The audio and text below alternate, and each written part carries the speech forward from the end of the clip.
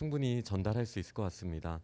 오늘 가을 학부모 교육을 시작하기 전에 먼저 몇 가지 안내를 드리자면 저희 주빌리는 조금 불편하지만 여러 목적을 가지고 2022년에 노션 프로그램을 활용하고 있습니다. 노션에 들어가 보시면 저희 학부모 교육 1강이라는 페이지가 이렇게 지금 보이시는 이 이미지와 함께 눈에 띄실 거예요. 거기를 클릭해 보시면 강의 영상 링크와 또 강의를 들으신 후에 작성하실 수 있는 설문지 링크가 다 연결이 되어 있습니다.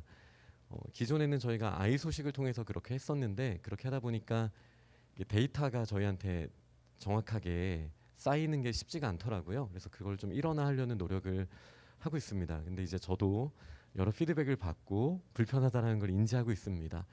그래서 앞으로 더 좋은 시스템이 생기기 전까지 그래도 저희도 방법을 찾아보겠지만 우선 이 강의를 저희가 노션 프로그램 안에서 접속하셔서 물론 강의를 지금 유튜브나 다른 걸로 직접 보실 수도 있지만 꼭 설문지는 그쪽에서 작성을 해주시면 좋겠고요.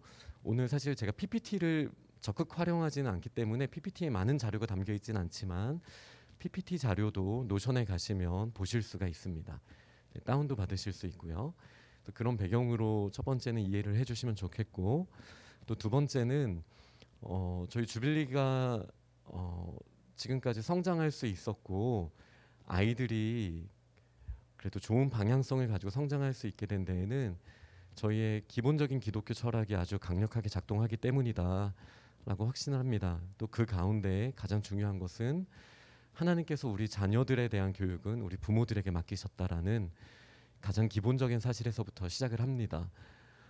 정말 자녀들의 변화와 열매를 기대한다면 저희 부모 두 분이 다 강의에 적극적으로 참여를 해주셔야 합니다. 한 분만 듣고 노력하신다고 열매가 있을 거라고 생각하지 않습니다.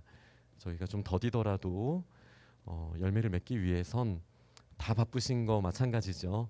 그래서 어머님도 아버님도 각자 꼭 설문지를 남겨주시도록 그래서 작년 가을에도 저희가 그렇게 했었고요. 참여도가 좋았었습니다. 이번 가을도 또 봄과는 다르게 출석 체크 개념이라기보다는 각 가정에서 이 교육을 우리가 통일성 있게 하고 있는가 부모님이 마음을 합하여서 우리 자녀들을 이끌고 있는가를 확인하기 위해서 꼭 설문지를 부모님 두 분이 각각 남겨주시면 좋겠습니다. 그래서 이 편의성을 위해서 제가 긴 아니면 어려운 질문에 답하거나 이런 설문지는 절대 만들지 않았습니다. 그냥 누구시고 어떤 결단을 객관식으로도 선택하실 수 있게 이런 노력을 해보겠습니다. 조차도 객관식으로도 만들어놨으니까요. 그런 부담감 말고 한번 우리가 실질적으로 한번 동참해보자 이런 마음으로 저희 전체가 함께 꼭 교육이라기보다 함께 고민하는 시간을 가지면 좋겠습니다. 네, 이런 배경을 가지고 제가 기도하고 시작하겠습니다. 참 좋으신 하나님 감사합니다.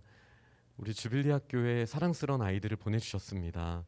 이 아이들을 지혜롭게 자라나게 하기 위해서 저희 부모들의 역할이 참 큽니다.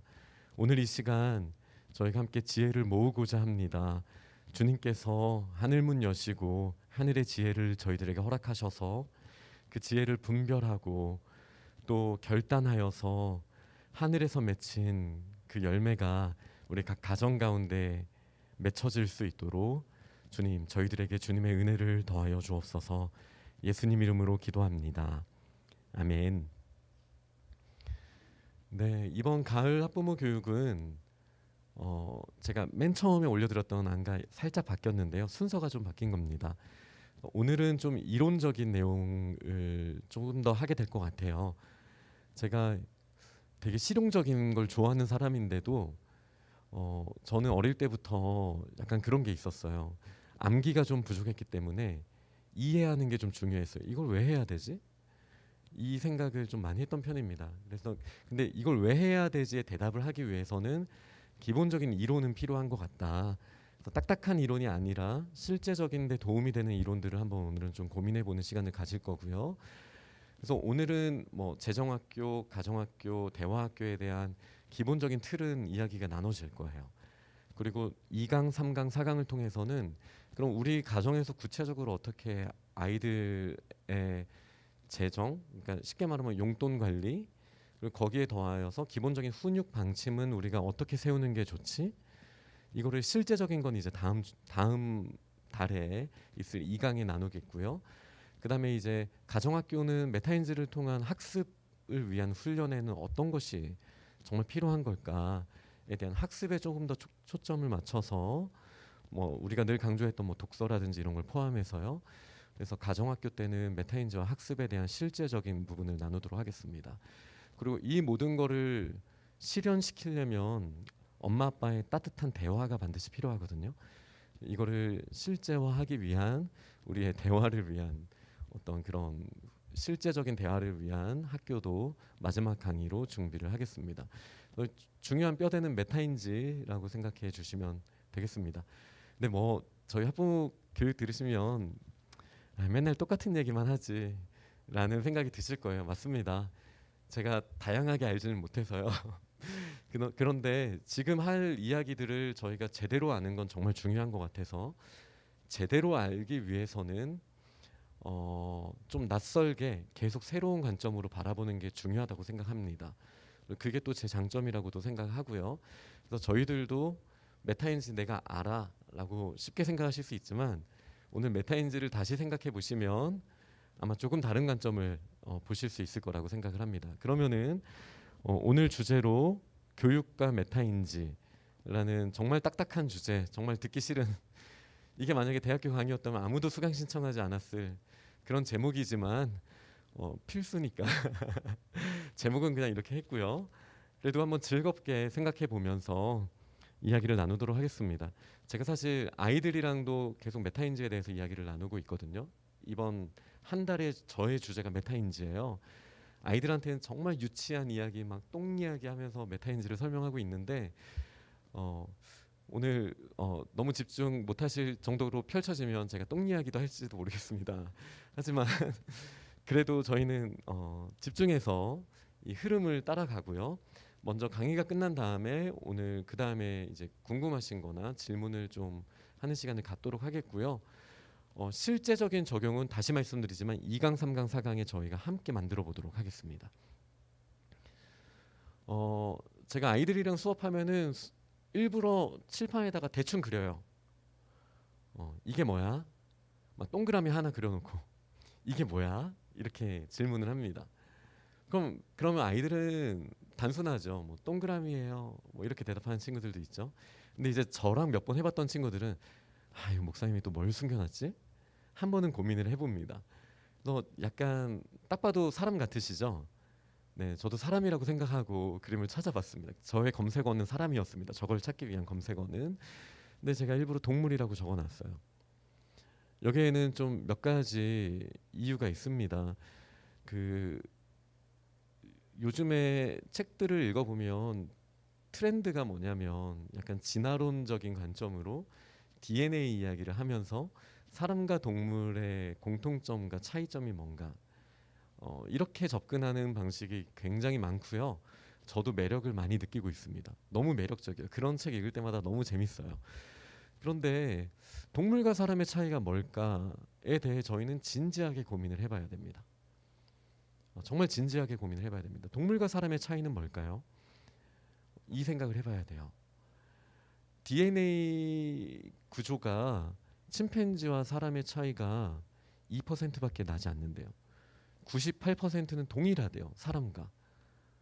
여기에 어떤 많은 사람들은 낙담합니다. 정말 우리랑 침팬지랑 그 정도밖에 차이가 안 나? 라고 생각을 할 수도 있겠죠. 근데 정말 우리랑 사람과 동물과의 차이는 뭘까요? 한번 머릿속으로 한번 생각해 보세요. 그냥 사람은 미용실에 다니지. 우리는 머리카락이 소중하니까. 다양한 생각들을 하실 수가 있겠죠. 근데 그 본질적인 답이 뭘까에 대해서 이제 저한테 영향을 준 그래도 지난 20년 동안 저에게 크게 영향을 준 세 분의 입장을 한번 제가 찾아봤습니다. 우선 잘렸네. 유발 하라리 그 사피엔스라는 책으로 굉장히 유명한 분이죠. 감사하게도 저는 저 책을 읽고 너무 좋은 도전을 받고 또 생각의 틀이 좀 많이 넓어졌습니다. 근데 비판적으로 읽지 않으면 별로 좋은 책은 아니라고 생각하지만 비판적으로 읽으면 정말 유익한 책이라고 생각을 합니다. 그 사피엔스라는 책이 특히요.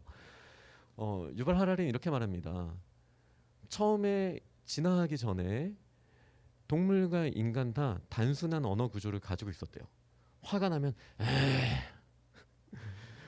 좀 마음이 슬프면 이게 어느 정도로 제가 표현해야 공감이 될지 모르겠는데 재밌으면 약간 이런 단순한 언어 구조예요. 어떤 외부 요인이 들어오죠. 뭔가 생명이 있다라는 건 외부 요인에 반응을 할 수 있다라는 거니까. 근데 그 반응을 하면 이렇게 외부에서 입력값이 들어왔을 때 반응을 함에 있어서 출력값으로서의 언어가 너무 단순했다라는 거예요. 굉장히 단순. 그리고 인간의 관점이라고만 생각하실 수도 있지만 여전히 동물은 단순한 출력값을 가지고 있습니다. 라는 게 이제 유발 하라리의 입장이에요. 이거 말 조심해야 됩니다. 제가 이렇게 잘못 말하면 그러니까 저는 안전하게 말하도록 노력을 해보겠습니다. 동물들은 여전히 화가 나면 으르렁까지만 할 수 있고요. 뭐 배고팠을 때 배고플 때 내는 소리가 있겠죠. 이라든지 배고파서 예민해진 소리라든지 단순할 거예요. 그런데 이제 유발 하라리는 뭐라고 말했냐면은 인간의 뭐 예를 들어 육식을 통해서 불을 이용해서 뭐 고기를 요리하면서 먹게 되면서 턱을 활용하다 보니 뇌에 영향을 줘서 뇌가 진화하게 됐다. 뭐 이런 관점을 가지고 있죠. 저는 동의하진 않습니다만. 근데 그러면서 뇌에 어떤 변화가 생겼냐면은 언어 쪽에 있는 전두엽이라고 이거는 믿지 마세요. 저는 제 기억력을 믿진 않습니다. 그냥 핵심적인 내용만 따라가면 될 것 같아요. 언어를 담당하는 게 전두엽인지 그런데 거기에 이제 자극을 받으면서 이게 뇌가 진화하게 됐다라는 거예요. 그러면서 언어가 복잡해졌다라는 거예요. 네, 언어가 복잡해지면서 인간에게 나타난 정말 엄청난 특징이 뭐냐면 말을 하다가 가상 세계를 믿어버리는 믿음이 생겼다라는 거예요. 이 가상 세계를 믿는 믿음이라는 게 제가 1학기 때도 유발 하라리 이야기를 했던 것 같아요. 그 뭐 사실 뭐 과학적 뭐 이런 거 이야기했던 거 얼핏 기억나시죠? 너무 옛날 이야기 같죠? 저한테도 지난 3월이 아득합니다. 너무 옛날 같긴 합니다. 그때도 제가 잠깐 설명을 드렸는데 유발 하라리가 생각하는 그러니까 침팬지와 인간들의 가장 큰 차이는 침팬지는 이 소통 능력을 통해 50마리 정도는 집단 생활을 할 수가 있다라는 거예요. 그러니까 이게 무슨 말이냐면은 저기 무서운 애가 오고 있어. 말하면 이 소리를 들을 수 있는 50명은 동조해서 같이 협력할 수 있는 집단 활동을 할 수는 있다라는 거예요. 그런데 인간은 이렇게 말한다라는 거죠. 우리 단군의 자손. 딱 말하는 순간 이 가상의 세계가 각자 인간에게 들어오면서 정체성이라는 게 생긴다라는 거예요. 50명뿐만이 아니라 5천만 명까지도 동일한 세계관을 가지면서 함께 집단적인 활동을 하게 되었다라는 겁니다. 이게 이제 유발 하라리가 말한 동물과 인간의 가장 근본적인 차이예요. 재미없으시죠? 근데 이게 제가 정말 강조하고 싶은 거는 저희는 동물과 인간의 차이를 오늘 찾아내야 됩니다. 그런데 잊지 않는 걸 믿어내는 게 사실 인간의 힘이라는 거예요. 이게 이제 유발 하라리가 말하는 핵심입니다. 돈. 사실 먹는 건 실제하잖아요. 10,000원짜리는 실제하는 겁니까? 그 가치로서? 집해가지고 저희가 뭘 할 수 있죠? 없죠. 근데 그 10,000원짜리로 교환할 수 있다라는 가상의 가치를 만들어내니까 그걸 믿으니까 경제가 돌아가는 거예요. 이런 활동은 동물 세계에선 불가능하다는 겁니다. 그러니까 이게 유발 하라리가 인간을 바라보는 관점이에요. 너무 탁월하고 저는 좀 여기서 자극을 받았었습니다. 이 책을 처음 읽었을 때. 그 다음입니다. 조던 피터슨 많이 들어보셨죠? 저희 작년 가을에 조던 피터슨으로 엄청나게 이야기를 했었고 두 번째 책으로 원래 이번 학기를 하려고 했었습니다. 근데 이제 조던 피터슨이 말하는 거는 경험할 현실을 모형화하여 미리 경험하는 능력이 인간과 동물을 구분하는 능력이래요. 그러니까 조던 피터슨도 진화론을 너무 좋아해요. 유발 하라리처럼. 그래서 조던 피터슨도 수업 시간에 이렇게 말을 하더라고요. 어떻게 해서 동물들이 살아남을 수 있을까?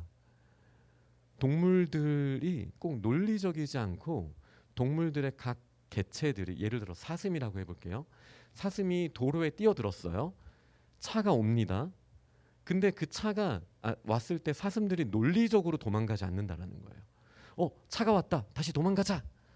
그냥 이 정도 직감만 가지고 그럼 어떻게 도망가는 게 나한테 안전할까라는 거를 생각하지 않고요.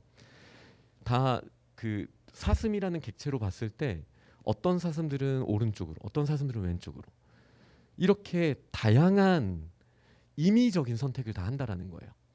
그러면서 그런 선택을 한 100만 마리가 하면은 그래도 한 10만 마리는 살아남지 않겠습니까? 그러면서 진화한다라는 게 이제 조던 피터슨이 동물을 판단하는 거예요. 근데 사람에게는 뭐가 있냐면 사슴들은 그냥 자기네 한 번의 삶에서 그냥 알고리즘에 따라서 차가 나타났다. 나는 왼쪽. 이게 결정되어 있다라는 거예요. 어떤 사슴은 오른쪽, 어떤 사람은 앞으로, 그냥 위로 점프. 이게 다 결정되어 있는데 인간은 그거를 경험할 현실을 모형화해서 미리 생각해 본다라는 거죠. 차가 만약에 나한테 온다면 차 쪽으로 뛰어가는 게 안전할까? 왔던 방향으로 돌아갈까? 누워버릴까? 미리 생각해 본다라는 거예요. 미리 생각해 보고 경험한다. 다 머릿속으로 경험해 본 다음에 그 다음에 나는 그래, 차가 이렇게 만약에 앞에서부터 온다면 그냥 옆으로 살짝 빠져줘야지. 이거를 할 수 있는 게 동물과의 큰 차이래요. 조던 피터슨이 말하는 거는. 약간 유발 하레리랑 말하는 것랑도 비슷하죠. 그러니까 직접 경험해 보지 않은 현실을 머릿속으로 경험해 볼 수가 있어요. 이게 인간의 가장 큰 차이라고, 가장 큰 차이라고 말했는지 모르겠지만 동물과 인간의 차이라고 조던 피터슨이 강의에서 말하는 거를 제가 들은 적이 있습니다. 그래도 와 닿으시죠? 근데 문제는 뭐냐면 우리 안에 이런 인간으로서의 특질이 있지만 정말 많은 부분은 동물적 본능을 가지고 있어요. 아무리 머리로 생각해도요, 차가 오잖아요? 눈을 감아버릴 가능성이 매우 큽니다. 아무리 머릿속으로 막 경험했는데 차 온다 막 이렇게 나 어떡해 막 이러면서 그냥 눈을 감아버릴 가능성이 매우 크죠. 왜냐하면 우리 안에는 여전히 동물적 본성도 당연히 있으니까요. 네. 하지만 그럼에도 인간과 동물의 가장 큰 차이 중에 하나는 바로 이렇게 아직 다가오지 않은 미래를 머릿속으로 미리 가서 다양하게 경험해 보는 거예요. 그러니까 동물은 수많은 양으로서, 그러니까 이게 숫자로서 많은 양이 현실에 던져져야 실제로 거기서 수치가 나오는 거예요. 근데 인간은 그렇게 안 하고도 머릿속으로 이미 그 수치를 경험하고 나는 이 길로 가야지. 그러니까 조던 피터슨의 표현을 따르면 동물들은 긴 시간에 따라 확률적인 걸로 인해서 돌연변이로 인해 진화가 일어나지만 인간은 머리를 통해 진화를 할 수가 있는 거예요. 다가오지 않은 미래의 가능성들이 열려 있고 그 중에 선택을 하는 거니까. 이게 또 큰 차이 중에 하나입니다. 그 다음에 이제 르네 지라르, 제가 종종 이야기하는 학자 중에 한 명입니다. 제가 대학교 때 너무 충격을 받아서 저분 책을 읽고 충격을 받았어서. 근데 이제 르네 지라르가 말하는 거는 모방이에요. 모방. 인간이 동물과 다른 거는 사실 정신적인 마음에 있는데 이 마음 중에서도 다른 사람과 같아지고 싶어하는 욕망, 그러면서도 그 사람을 뛰어넘고 싶어하는 욕망, 이게 동물과의 너무 큰 차이라고 해요. 그냥 똑같이 먹을 게 충분하면은 동물적으로 만족해야 되거든요. 근데 얘가 더 많이 가지고 있어. 여기서부터 동물과의 큰 차이가 일어나고 이 탐심, 다른 사람 것보다 더 많이 갖고 싶다라는 이 탐심에서부터 인간의 문명이 시작됐다, 이렇게 퉁칠 수 있을 것 같아요. 물론 훨씬 복잡한 이론이에요. 뭐 삼각형 이론, 뭐 정말 이 욕구의 삼각형, 정말 어려워요. 저도 잘 모릅니다. 하지만 퉁쳐서 말하자면 동물들은 그냥 당장의 본능에만 만족하면은 욕구가 채워지거든요. 근데 사람은 아무리 많이 가지고 있어도 나보다 가지고 더 많이 가지고 있는 사람을 바라보면은 부족해. 이 부족하다라는 마음, 이 욕망이 문명을 만들었다라는 거예요. 그러니까 다시 단순하게 말을 하자면 유발 하라리처럼 약간 이걸 연결해서 말하자면 사실은 먹고 살기 위해서 배고파 이렇게 이 정도만 말해도 먹고 살 수는 있거든요. 동물적 관점에서는. 그런데 자꾸 다른 사람과 비교하면서 욕망의 그릇이 점점 커지는 거예요.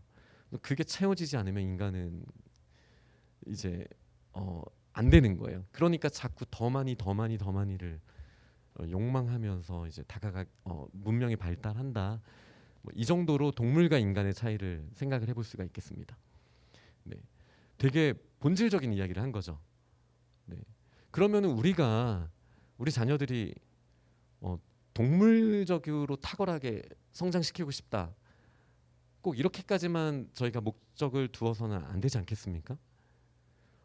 저는 그러니까 이렇게 단순화하는 강의를 할 땐 단순화를 해야 돼요. 세상은 그렇게 단순하진 않지만 단순화하면서 제가 스스로 계속 질문해 본 건 뭐냐면 동물화하는 게 정말 나쁜 걸까?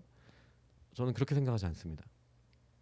동물화하는 것도 너무 필요해요. 그러니까 동물적 본능, 자꾸 동물 인간을 나누니까 좀 그렇긴 한데 우리 인간이 동물적 본능이 채워지는 것도 되게 중요한 부분이라고 생각해요. 그런데 저희는 기독대안학교에서 우리가 진짜 교육을 한다라는 건 이 동물적 본능의 탁월성만 주는 게 아니라 동물과 인간을 구분하는 영역에서 우리가 교육의 어떤 키를 발견해야 되지 않을까라는 질문을 하고 지금 이제 그 다음 단계로 넘어가고 싶은 겁니다. 그래서 사람은 뭐냐? 되게 복잡한 가상의 세계로 뒤에 걸 보셔도 되고요. 네, 어떤 모방하고 싶은 마음으로 이 그림이 읽혀지실 수도 있습니다. 이게 좀 신기하죠? 그렇게 아무도 안 보시는데 제가 강요하고 있나요?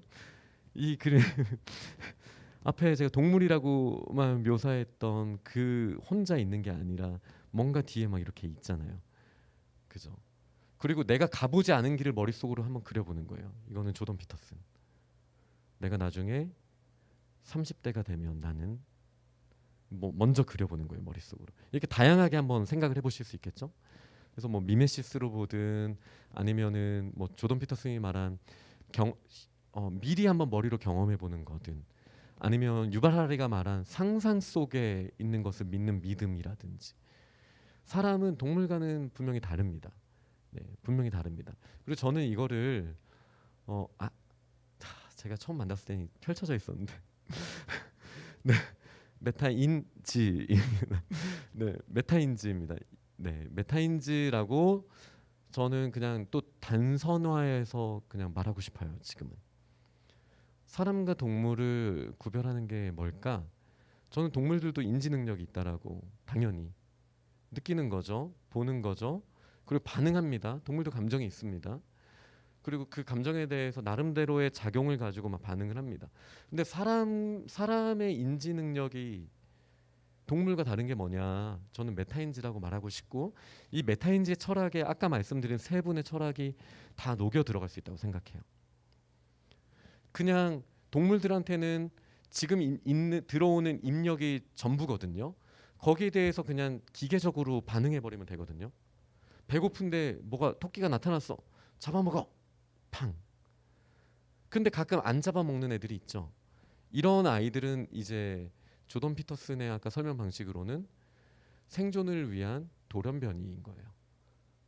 다 일관되면 안 되거든요. 그러니까 이런 식으로 동물들은 다 설명할 수가 있어요. 어떤 입력값이 들어왔을 때 배고프니까 잡아먹어. 심심하니까 컴퓨터 게임 해야 돼.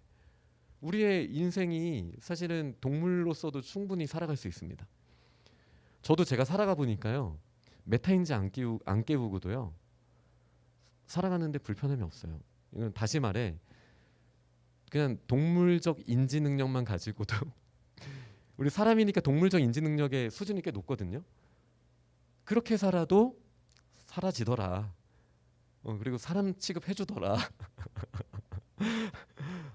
제가 이거를 좀 깨달았어요. 우리가 동물적 인지 능력으로 보통은 살아갑니다. 그리고 그래야 돼요. 왜냐하면 메타인지는 엄청난 에너지가 들거든요. 엄청 피곤해요. 제가 왜 두통이 오나를 생각해봤어요. 오늘 아침에도 제가 두통이 조금 왔거든요. 여러 가지 요인이 있겠지만 제 용량보다 메타인지를 더 쓸 때 약간 오는 것 같은 느낌도 들어요. 이거는 전혀 과학적 근거는 없습니다. 근데 제 느낌이에요. 그냥 제 느낌이에요. 그래서 저는 저희 아이들이 또 저희들이 모든 순간 메타인지를 써야 된다라고만 말씀드리고 싶진 않아요. 예를 들어 저는 운전할 때 동물적 본능으로만 운전합니다. 그냥 제 나름대로의 알고리즘이 있어요. 빨간불 멈춘다. 웬만하면 신호 지키자. 이 알고리즘 딱 넣어놓으면 동물적 인지 능력 가지고도 우리 충분히 좌회전, 우회전 전혀 힘들이지 않고 하잖아요. 그렇지 않습니까? 이게 너무 편한 거예요. 근데 이거 할 때마다 매 순간 지금 엑셀에 힘을 더 주기 위해 엄지발가락에 좀만 더 힘을 더 줄까? 아니야. 이렇게 살면 두통이 오는 거예요. 그렇게 살면 안 됩니다. 그러니까 동물적 인지 능력으로도 우리는 우리에게 주어진 삶을 충분히 살아가야 되는데 문제는 정말 중요한 결정을 할 때도 이게 익숙한 인간들은 동물적 인지 능력만 쓸 때가 있다라는 거죠. 여기에 이제 문제 인식을 제기한다면 제가 생각하는 교육은 뭘까요? 동물적 인지 능력도 키워줘야 돼요. 이게 제가 운전면허 학원을 지금 폄하하는 말을 하는 게 아닙니다. 하지만 그런 기능적인 걸 배우는 거잖아요. 기능적인 거는 기계적인 거고 저는 이 기계적인 단순한 거는 메타인지를 깨우지 않아도 된다고 생각을 합니다. 그러니까 이런 부분들은 기능적인 걸 가르치는 거는 저는 이게 정확한 명명은 아니지만 그냥 동물적 인지 능력이라고 오늘은 이렇게 해볼게요. 그냥 단선화하는 게 저희가 이해하기가 편하거든요. 네. 이런 게 얼마나 필요해요. 아이들 기탄 동물적으로 해야죠. 1 더하기 1은 2 1 더하기 2는 3 동물적으로 일단 이 인지 능력을 키워야 돼요. 인간에게는 이 인지 능력도 매우 뛰어나고 탁월합니다. 이건 정말 중요한 거예요. 하지만 정말 메타인지를 깨워야 하는 순간이 언제인지 그때 내가 메타인지를 깨울 수가 있는지 이거를 가르치는 게 저는 진짜 교육이라고 생각을 하는 거예요. 네. 지금까지 같이 잘 오고 계시죠? 네, 그러면은 이제 본격적인 질문을 해보겠습니다. 알고리즘 넘어 제가 말한 알고리즘은 동물적 인지를 말씀드리는 거예요. 그럼 알고리즘이 뭘까요? 알고리즘이라는 거는 그냥 단순하게 말하면은 어떤 입력값이 나올 때 어떤 작용을 통해서 일정한 출력값이 나오게 하는 거. 뭐 수학적으로 말하면 함수라고도 말할 수가 있을 것 같고요. 뭐 자판기를 예로 드는 게 제일 좋습니다. 자판기에 저희가 작동 원리는 잘 모르지만 동전을 넣고 그다음에 메뉴를 선택하면은 이 안에서 뭔가 작동하고 저희가 원하는 커피가 딱 나오지 않습니까? 너무 옛날이죠. 요즘에는 커피 자판기 보기가 어려워진 것 같긴 한데 이런 거를 알고리즘이라고 말하는 거죠. 여기에 무슨 메타인지가 필요하겠습니까? 그래서 제 질문은 이거입니다. 알고리즘 넘어 그러니까 알고리즘이라는 게 너무 중요한데 그 뒤에 뭔가 더 중요한 게 있다라는 걸 함축하고 있는 뜻이에요. 알고리즘 넘어. 알고리즘이 중요하지 않다라는 뜻이 아닙니다. 제가 하나를 더 넘겼었나? 네. 제가 수정을 하고 네. 네. 실시간 지금 안 된다고 카톡이 왔군요. 자, 한 번만 확인하고 오겠습니다.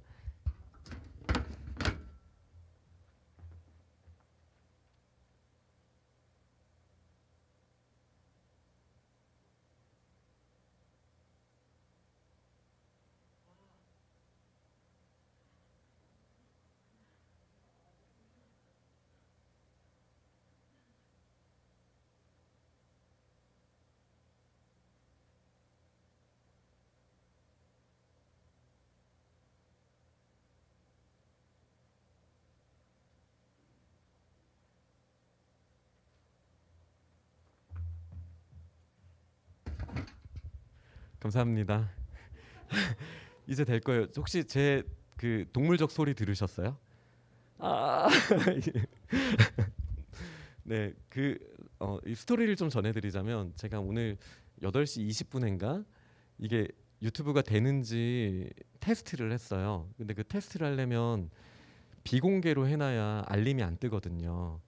그래서 비공개로 바꾸고 테스트를 하고 그 다음에 제가 나중에 그 비공개를 공개로 안 바꾼 상태에서 또 방송을 시작해 버린 거예요. 그러니까 알고리즘 가운데 어떤 문제가 있는지가 보여지시죠? 네. 메타인지를 깨웠어야 되는데 그냥 동물적으로 제가 작업을 하다 보니 죄송합니다. 지금 학부모 교육 하시는 분들은 실시간으로 듣지 마시고 맨 앞으로 지금 땡겨서 들으시면 지금 처음부터 다 보실 수 있을 것 같아요. 네, 기다리셨던 분들께 너무 죄송하고 말씀해 주셔서 너무 감사합니다. 네, 그러면 알고리즘이 나쁜 걸까요? 이것도 사실은 제가 20분에 여기서 테스트를 한 다음에 5층에 올라가서 교통 지도 장비를 챙기는 사이에 이거 하나를 더 넣으면 좋겠다라고 해서 위에서 제가 업데이트를 했거든요. 그리고 세로 고침을 여기 아래서 안 눌러가지고 그게 적용이 안 된 거예요. 네, 지금 그런 상황입니다. 제 알고리즘에 문제가 많죠 지금. 알고리즘이 나쁜 거냐? 그렇지 않습니다. 이거를 이해하셔야 되는데 진짜 돈을 많이 벌려면 알고리즘을 정확하게 알아야 돼요. 현대 사회의 성공의 척도예요. 그러니까 알고리즘의 영역, 동물적 인지, 이게 기분 나쁜 분들도 계실 텐데 오늘 제 수업에서는 그냥 알고리즘이 동물적 인지예요. 왜 그러냐라고 말씀하신다면 그냥 저희가 편안하게 이해하기 위해서입니다. 원래는 그냥 기계적인 거라고 생각하는 게 훨씬 더 쉽죠. 근데 저는 동물적 인지가 기계적인 작용이라고 판단을 하고 있거든요. 그러니까 저희가 이 기계적인 인지 능력에 알고리즘의 수준을 높여버리면 성공한다라고 이야기를 할 수 있어요. 이 세상에서. 그러니까 예를 들면 제가 아침에 교통지도를 하고 있잖아요. 지금 벌써 몇 주째 된 것 같습니다. 근데 이 교통지도가 사실 알고리즘입니다. 제가 어떤 결과값을 원해서 우선순위를 정해놓은 어떤 일종의 함수가 있는 거예요. 제가 교통 정리를 하는 목적은 뭘까요? 안전 효율입니다. 네. 제가 이 교통지도를 하는 이유는 그리고 한 0.01%의 인정받고 싶은 마음. 근데 개인적으로는 0.01%가 안 된다고 생각합니다. 그 인정받고 싶은 마음보다는 사실은 20분 더 놀고 싶은 마음이 더 있거든요. 그러니까 이거는 그냥 제가 농담이라고 근데 제 본심일 수도 있어요. 근데 하여간 제가 생각하는 중요한 거는 안전과 효율입니다. 왜? 문제점들을 느끼셨을 거예요. 오시다 보면은 이게 저희가 지하 주차장이 경사가 급한데 이때 학교 때문에 지나가는 저희 학교로 오는 아이들도 있지만 반대쪽으로 지나가는 아이들과 어르신들도 계시거든요. 그러니까 보면서 불안했을 때가 저도 좀 느낌으로 있었어서 안전 문제를 해결해야 된다. 그 다음에 차들이 저희가 이렇게 사방에서 오잖아요. 사람들도 오고 또 교회에서도 두 군데에서 나오고 밖에서도 두 군데에서 들어오고 또 우미까지 하면 세 군데에서 들어오고 인도도 복잡하게 되어 있고 그러니까 효율적으로도 이게 누군가가 우선순위를 딱딱딱 정해주면 전체적인 기쁨이 올라가지 않을까, 효율이 높아지지 않을까, 이 두 가지 목적을 가지고 있었어요. 이 두 가지 목적을 이루기 위한 알고리즘을 제 안에다가 이제 성립을 하는 겁니다. 세워보는 겁니다. 우선 안전이 우선이야. 하지만 효율도 중요해.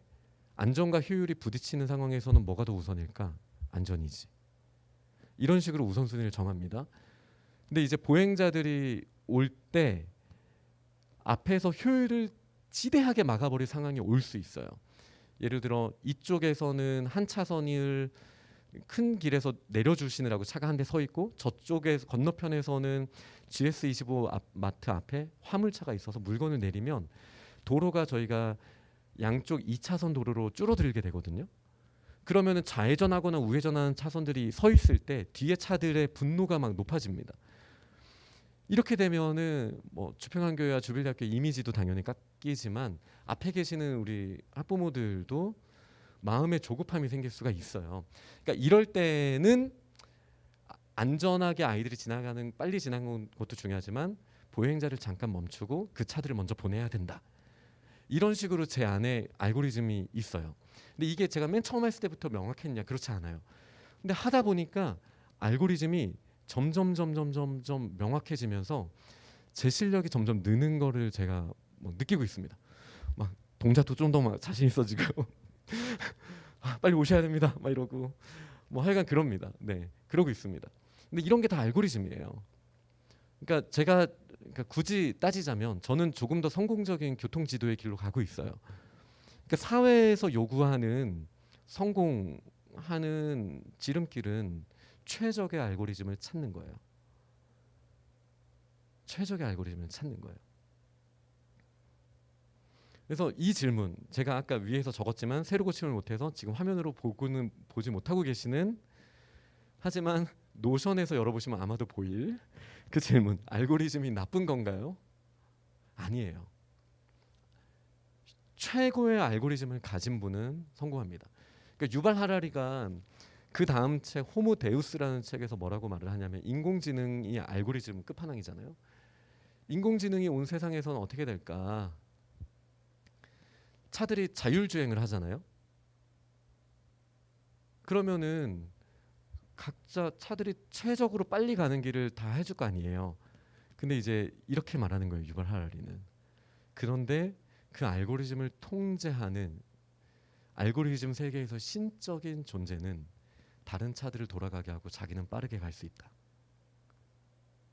이거 생각해 보셨어요? 자율주행차를 타서 예를 들어 자율주행이 애플카라고 생각해 볼게요. 시리야, 우리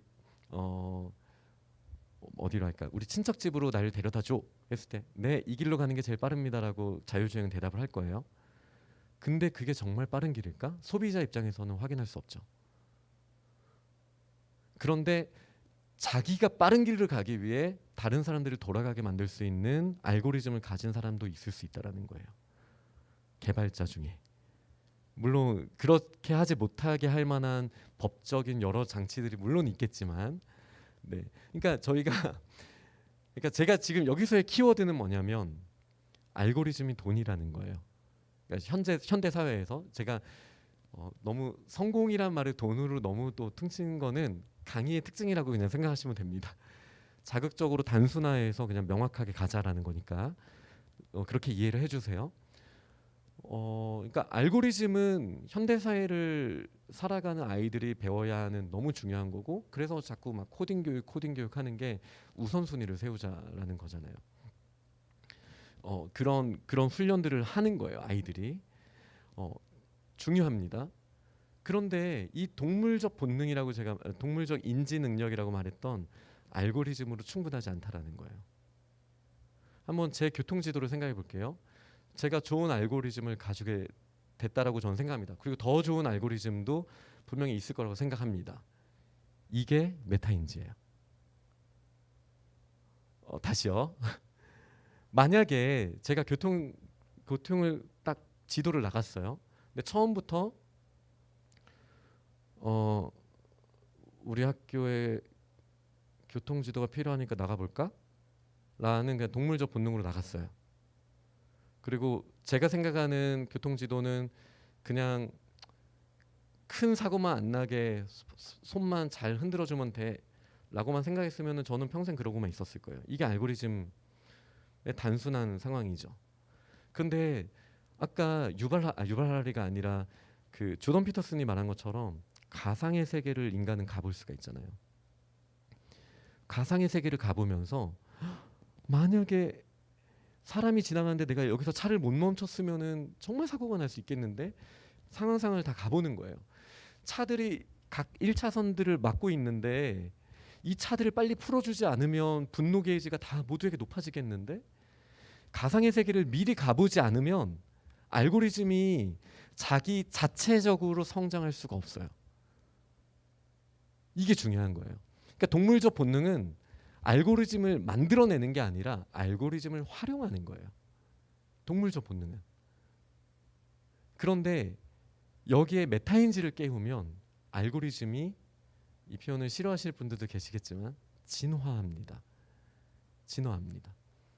그러니까 동물들은 그거를 몸으로 부딪혀봐야 알아요.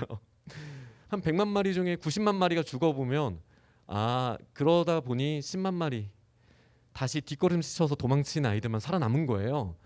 그러면은 얘네들 중심으로 다시 그런 성향을 가진 개체들이 더 생겨난다라는 게 진화론이거든요. 실제로 부딪혀봐야 아는 거예요. 저희도 아이들 대할 때 그러잖아요. 너 맞아야 깨닫잖아.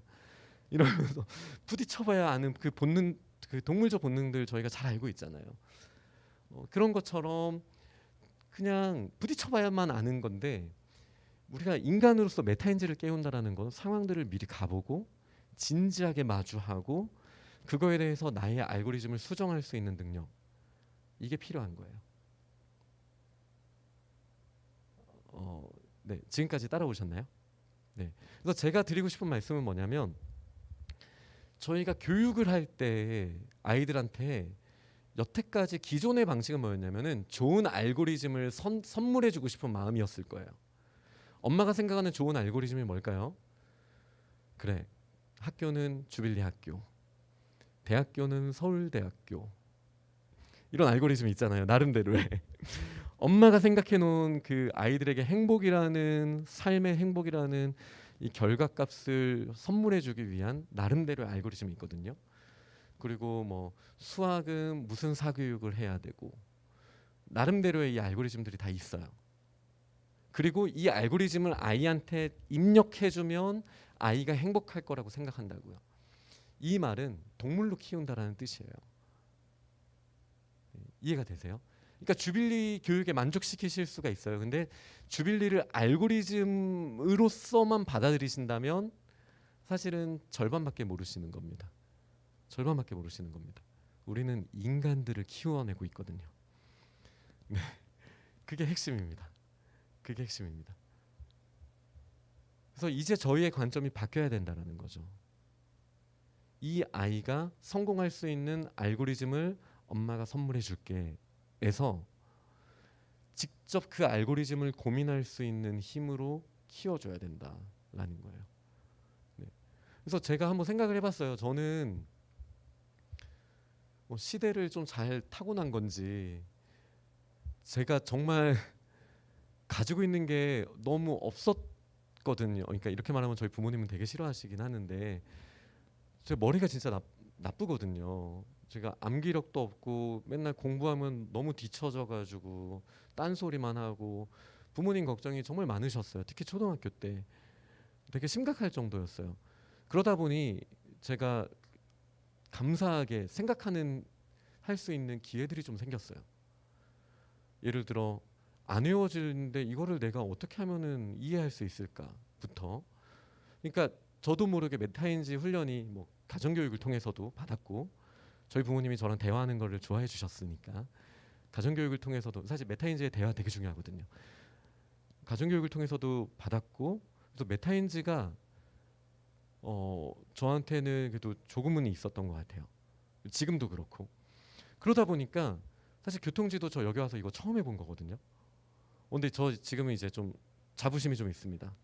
교통지도 나 이제 잘하는, 아마 교통지도 잘하는 사람이 조만간 될 것 같은데 라는 기대감이 막 생기고 있습니다. 이거 하면서 막 뿌듯함이 막 올라오, 딱딱 정리해서 뭔가 한 번에 싹 정리가 됐을 때 시원함, 막 그런 게 막 정말로 느껴지거든요.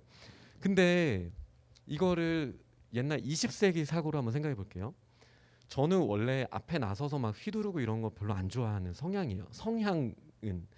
근데 제 그런 모습을 별로 못 보셨을 거예요. 왜냐하면 자리가, 저는 앞에 나서야 되는 자리거든요. 주빌리에서는. 네. 그리고 그냥 남의 일에 참견하는 것도 별로 좋아하지 않는 성향이에요. 성향은. 근데 자리가 또 그래요. 막 참견을 해야 되고, 아이들한테도 조금만 뛰어도 일로 와봐, 야, 이래야 되는 게 저한테 너무 불편한 옷이었어요. 그런데 제가 뭐 그렇다고 계산을 빨리 하는 알고리즘을 잘 가지고 있는 사람도 아니에요. 교통 정보를 제가 많이 가지고 있지도 않아요. 근데 제가 가지고 있는 거는 메타인지를 요만큼은 가지고 있어요. 이거를 왜 해야 되는지 머리로 이해하지 않으면 안 해요. 아니, 안 한다기보다 할 동력이 거의 없다고 저는 개인적으로 생각해요. 그러다 보니까 교통지도를 해야겠다라고 생각했을 때는 정확한 목적이 있다라는 거거든요. 뭔가를 할 때 목적이 분명하면은 알고리즘의 최적화를 찾아가는 게 되게 중요하잖아요. 근데 성향 중에 이게 또 메타인지랑 연결되니까 제가 지금 더 말씀을 드릴게요. 성향 중에 완벽주의 성향을 가진 자녀들이 있고 부모님들이 계세요. 메타인지에서 조금 거리가 있을 수가 있어요.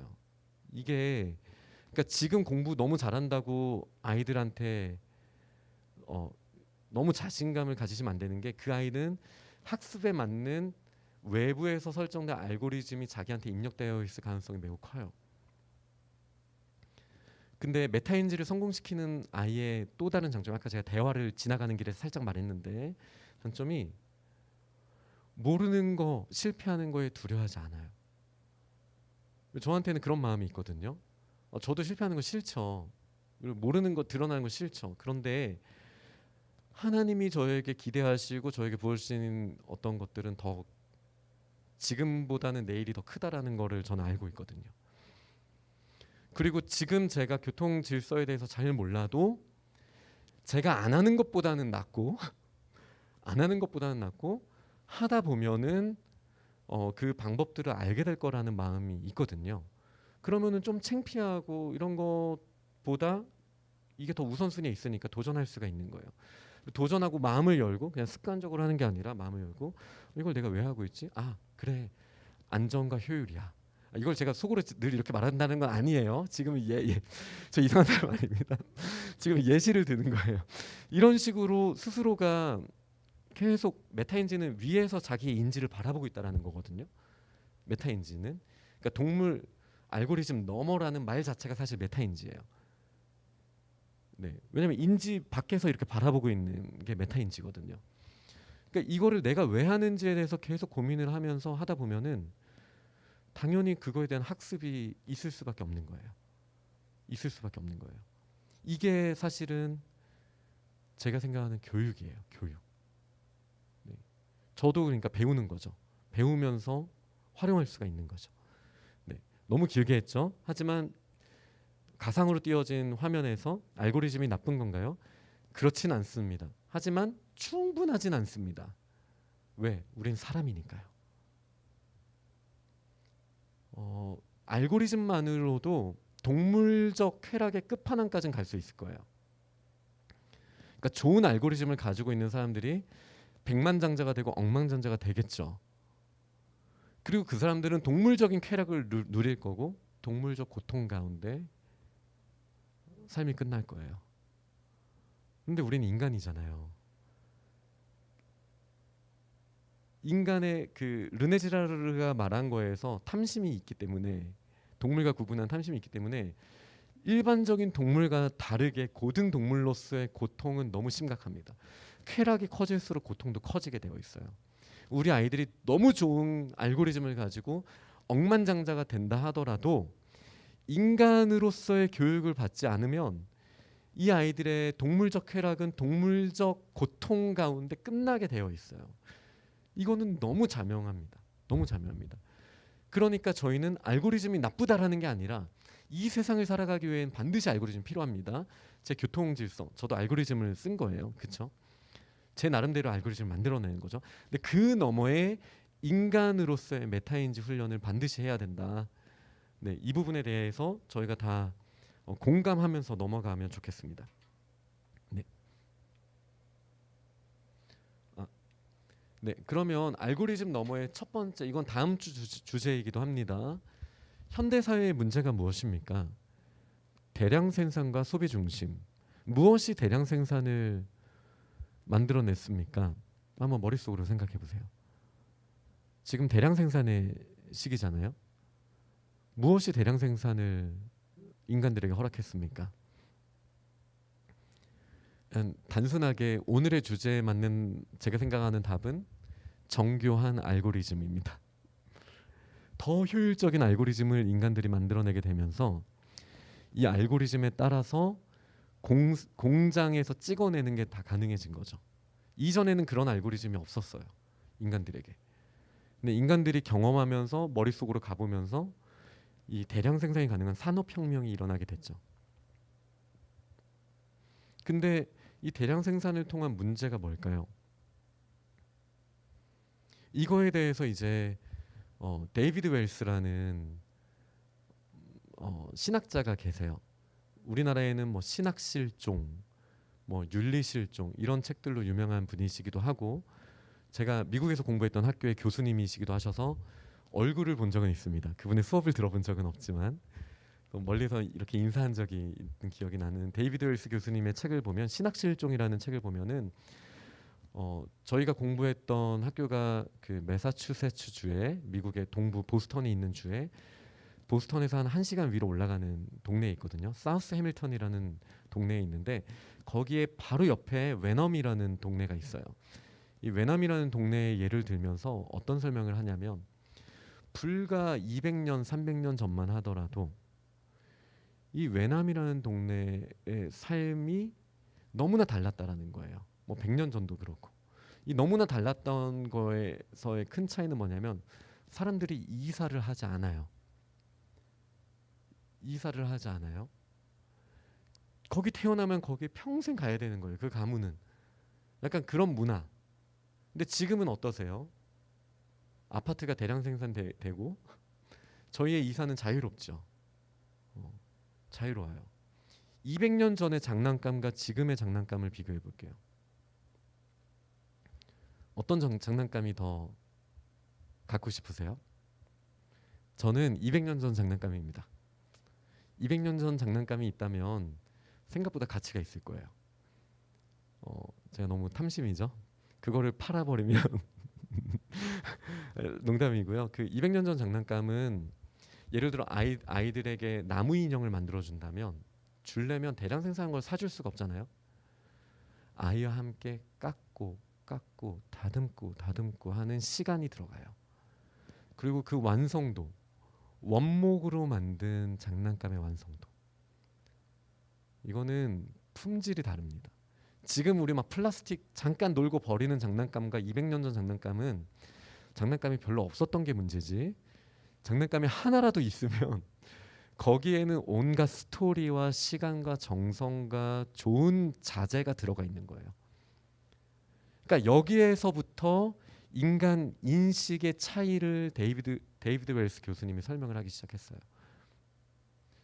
그러니까 지금 현대화 사회를 사는 아이들한테는 너무 가벼워요, 세상이.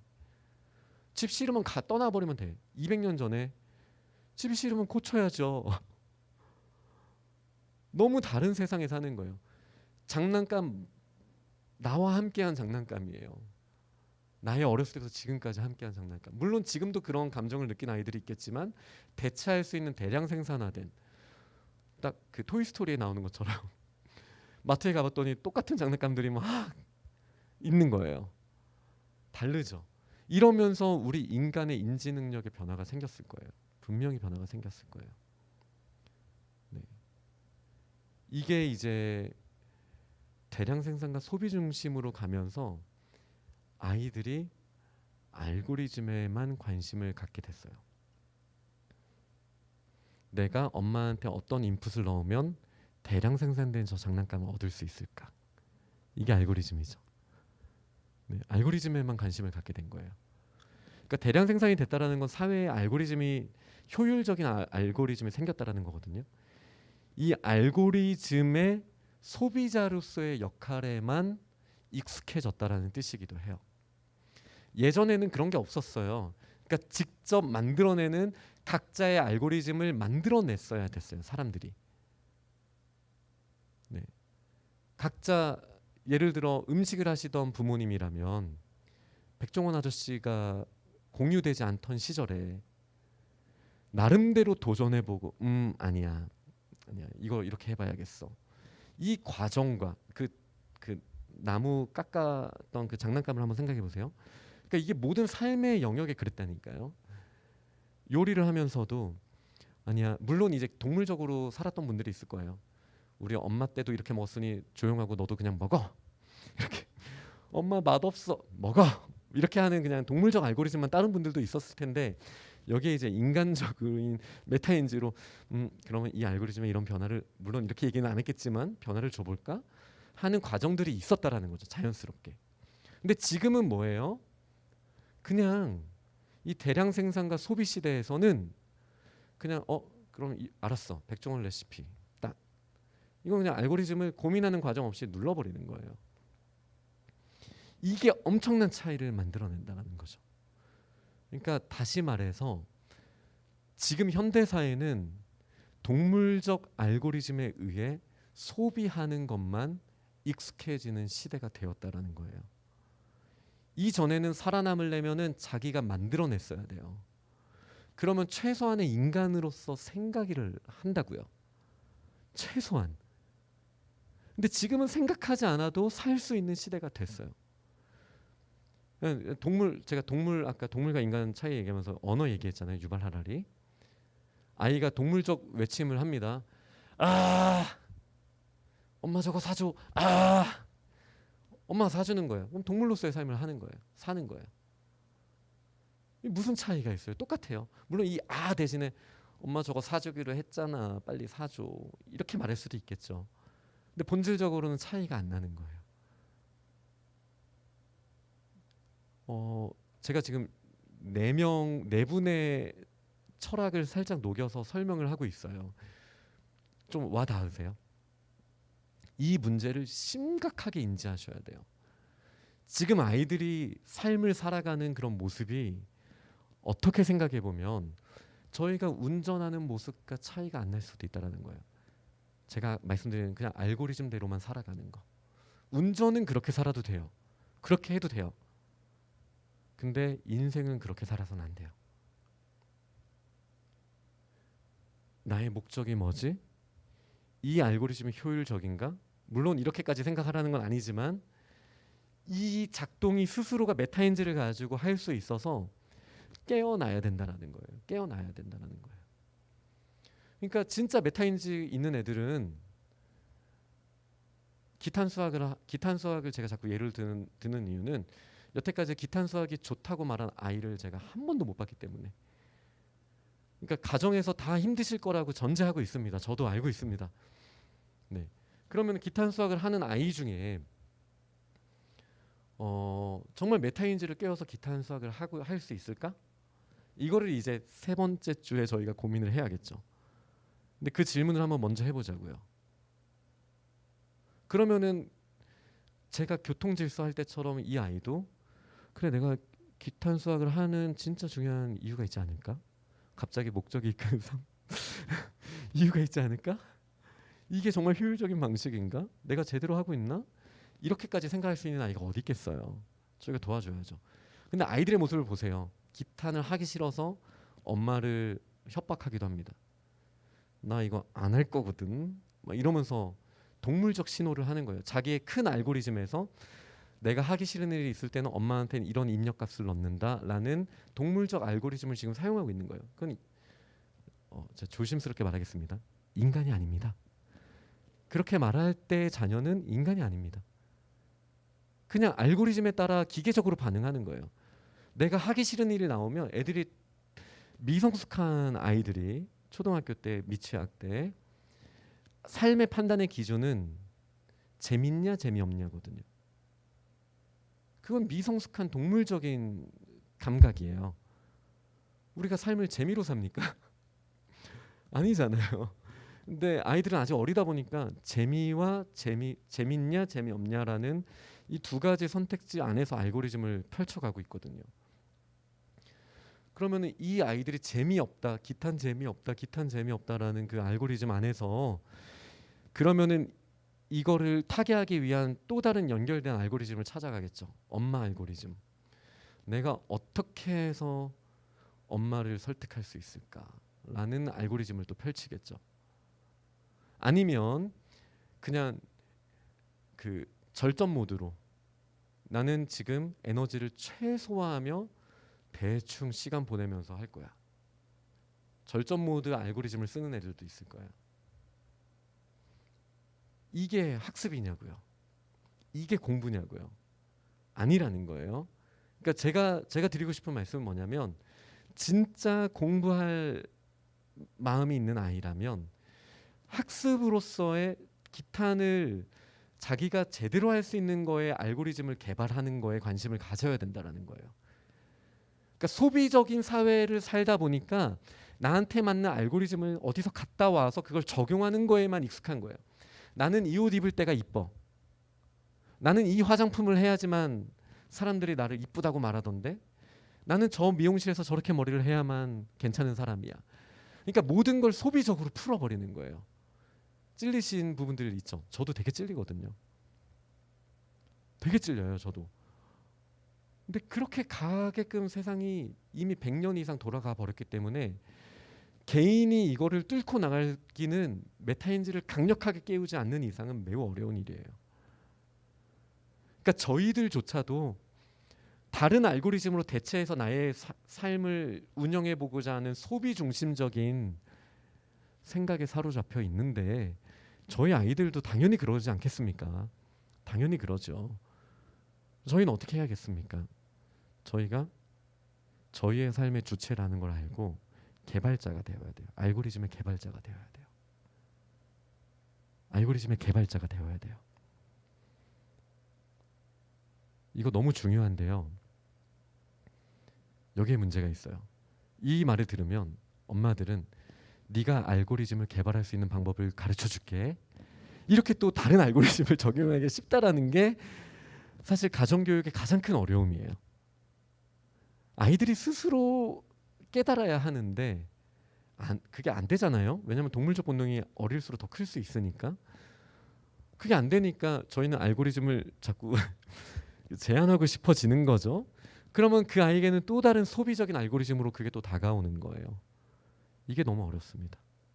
네, 어렵죠. 그러니까 그 방법을 저희가 다음 강의, 다다다음 강의 통해서 우리가 이번 학기 미션으로 계속 풀어가 봐야 될 것 같습니다. 그래서 다음 주에는 어떤 주제로 좀 풀어가고 싶냐면요. 다음 주가 아닙니다. 다음 달에요. 10월 셋째 주 주일이 지난 월요일 9시 그때 어떻게 풀어가고 싶냐면요. 권리와 책임으로서 이 메타인지를 깨우면 좋겠어요. 네. 이게 뭐냐면 소비자에서 생산자가 되어야 된다고 말씀드렸잖아요. 알고리즘 소비자. 나한테는 이 알고리즘 주세요. 이것 중에 좋은 알고리즘만 몇 개 가지고 있어도 세상에서 성공하는 사람처럼 보일 거예요. 동물적으로는. 그런데 자기가 알고리즘을 만들기 위해서는 주체적인 정체성이 명확해야 돼요. 만약에 제가 솔직하게 말씀드릴게요. 학부모 대표들께서 저에게 목사님 너무 위험하잖아요. 교통정리라도 좀 해주셔야 되는 거 아니에요? 라고 말씀하셨다면 저는 제 방어 기제가 나왔을 거예요. 제가 방어 기제가 강한 사람이거든요. 엄마들이 해보시는 건 어떨까요? 저는 이렇게 이야기를 했을 거예요. 그리고 그렇게 말하면서 제 감정에 어떤 약간 주체적으로 문제를 풀어보기보다는 넘겨버렸잖아요. 그러면은 생산자가 되기는 이미 어려운 마음의 상태가 된 거예요. 저는.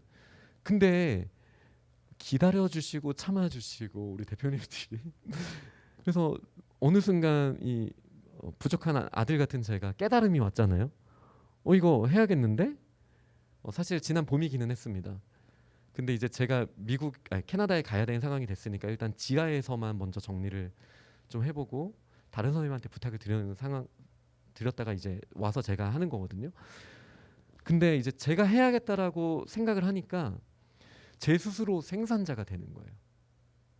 왜요? 저한테는 주빌리 안에 책임이 있고 저한테는 주빌리 안에 권리가 있거든요. 그러니까 권리가 뭔지는 복잡하게 고민을 해봐야겠어요. 근데 주빌리인으로서 누리는 자부심이 저한테 지금은 제일 큰 권리인 것 같아요. 예전에는 교장 선생님이야 하면은 저 정말 되게 부끄러웠거든요. 그 어릴 때 처음 교장 됐을 때 제가 더 어렸잖아요. 지금보다 8년 전이니까요. 어디만 가면 저보고 막 교장 선생님이라고 그러면 막 다 사람들이 이렇게 보거든요. 그러면은 그때는 제가 주빌리 안에서 교장 선생님으로서의 외부 관계에서 권리를 찾기는 쉽진 않았어요. 별로 찾고 싶지도 않았었어요. 불편했었어요. 그렇게 막 교장 선생님이 이렇게 말하는 게.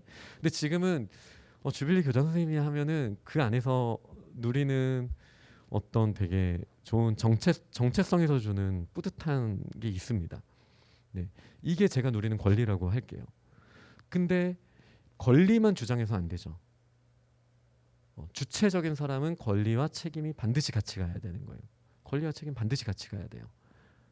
그래서 제가 그럼 이 문제를 가장 잘 볼 수 있는 제가 무엇을 해야 될까? 이게 책임이죠. 여기에서부터 메타인지의 출발이 시작되는 거예요. 그러니까 정확한 주체성, 정체성이에요. 그러니까 이걸 어떻게 생각하면 되냐면 제가 왜 여기 앞에서 하죠? 왜 다른 교통이 더 복잡해 보이는 저기 뭐 판곡고등학교 앞이나 이런 데 가서 안 하고 왜 여기서 하죠?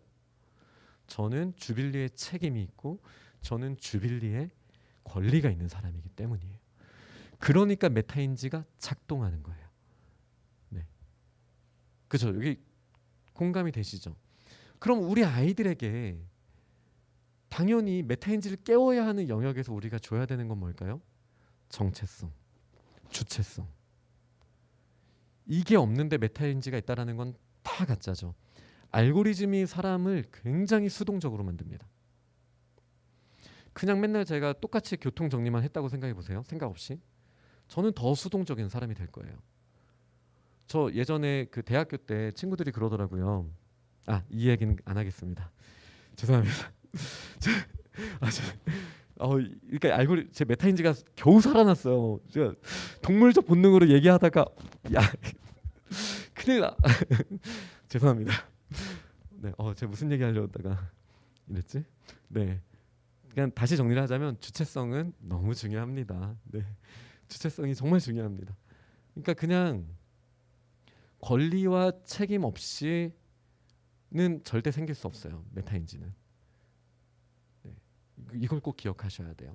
그러니까 이제 저희의 다음 주 주제는 당연히 가정에서 어떻게 자녀의 권리는 무엇이고 가정에서 자녀의 책임은 무엇인가, 학습으로서 누릴 수 있는 권리는 무엇이고 학습자로서 누릴 수 있는 책임은 무엇인가, 이 질문을 저희가 해야 된다는 거죠. 네. 그러니까 저랑 상담을 하시면서 좀 그렇게 느끼신 분들이 아마 계셨을 거예요. 저도 제가 고집이 있는 거를 별로 몰랐었거든요. 근데 한결같이 하시는 말씀이 목사님 생각보다 고집 있으세요. 네, 다 들어주시는 척하면서 고집 있으세요. 이런 이야기를 종종 들어요. 근데 이제 저는 사실 학습적으로 부모님들과 상담하잖아요. 일단 어떤 알고리즘이 좋다라고 말씀하시는 분들께는 저는 그 방향에 대해서는 일단 그 접근은 버려야 된다라고 말을 하고 해왔거든요. 물론 그 알고리즘 버리세요라고 말 안 했어요. 근데 예전에 예를 들어 뭐 킨더 가정일 때 뭐 왜 우리는 알파벳 안 배우냐, 글쓰기 왜 안 하냐, 알고리즘에 대한 접근이거든요, 사실은. 네.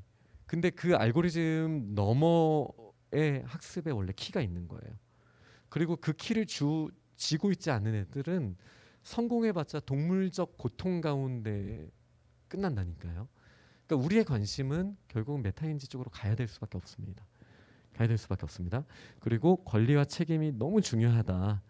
그래서 지금부터 한 달 동안 고민하셔야 되는 거는 어떻게 내 자녀가 우리 가정에서 주체적인 사람으로서 책임감을 갖게 할 것인가, 권리를 누리게 할 것인가 고민하셔야 돼요. 그리고 도전해 보셔야 돼요. 힌트를 드리자면 예전에는 제가 이렇게 말씀드렸었죠. 애들이 치킨 사달라고 할 때 사주지 마세요 라고 말씀을 드렸었어요. 그게 왜 문제냐면 치킨을 사달라는 건 치킨이 부모님께 달려있다라는 세계관이거든요. 그렇지 않습니까? 저희는 권리와 책임을 세우는 공동체를 만들려면 아이가 직접 살 수 있는 구조를 만드셔야 돼요. 근데 이거를 또 소비 중심적으로 그래 너한테 뭐 50만 원씩 줄게 이런 식으로 하시면 정말 동물적 본능을 극대화시키는 거라서 안 되고요. 그게 아니라 자기가 용돈을 모으고 모아서 뭐 한두 달에 뭐 2달, 3달에 한 번 그걸로 치킨을 시켜 먹을 수 있는, 너무 딴 나라 얘기 같죠. 그런 구조를 만드셔야 돼요. 제일 위험한 게 엄마 알고리즘. 엄마 치킨 나 이거 했어. 나 치킨 빨리 사줘. 엄마가 기분 좋으면 그래 오늘은 2마리 가자. 기분 나쁘면 어허 아니야. 그러니까 다 이 알고리즘이 엄마 알고리즘이잖아요. 안 돼요. 그런 거 말고 우리가 어떻게 하면 자녀의 권리와 책임을 세울 수 있을까? 키워드를 드리면 약속이에요. 약속. 우리 가정은 이만큼 해냈을 때 치킨을 먹을 수 있단다. 자, 우리 이 약속이 제대로 지켜지고 있나 한번 볼까? 엄마도 너무 사주고 싶지만 너도 주체성을 가지고 있는 사람이고 나도 주체성을 가지고 있는 사람인데 두 주체성 가진 사람의 약속을 깨트릴 수는 없잖니. 이렇게 말하시면 안 돼요. 애들이 무서워할 거예요. 근데 이렇게 말씀드리라는 건 아니지만 정리하기 위해서 제가 설명을 드렸습니다. 중요한 건 약속이에요. 약속.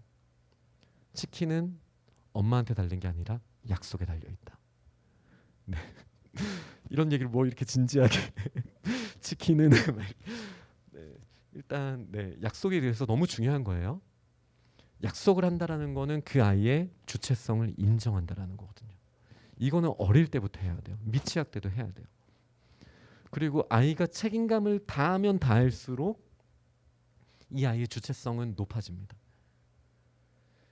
책임이 주어진 만큼 메타인지를 깨우게 되는 거예요. 책임이 없어진 만큼 메타인지 없이 알고리즘에 의해서만 그냥 작동하는 거예요.